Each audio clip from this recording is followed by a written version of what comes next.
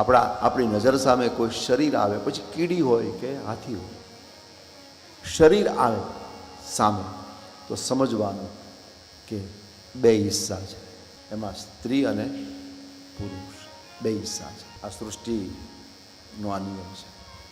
અને આ બધા ભાઈઓને કહું, આપણું જે શરીર છે ને એ પણ અર્ધનારીશ્વર, આમાં ડાબો હિસ્સો છે ને એ સ્ત્રી ભાગ છે.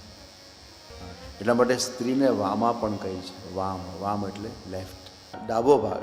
એટલા માટે પ્રમાણમાં જમણા અંગમાં જે શક્તિ હોય એટલી ડાબા અંગમાં નથી હોતી. એટલે જમણા અંગમાં જે શક્તિ હોય એ ડાબા અંગમાં નારી ભાગ છે. એટલે આ આખી ચર્ચા શ્રીમદ ભાગવતજીમાં આવી છે. અને મનુ શત્રુપાને વસાવ્યા અને એના દ્વારા મૈથુની સૃષ્ટિ નિર્માણ થઈ છે. આ લગ્ન કરવાની વ્યવસ્થા કે પ્રથા અહીંથી બારી આવી છે.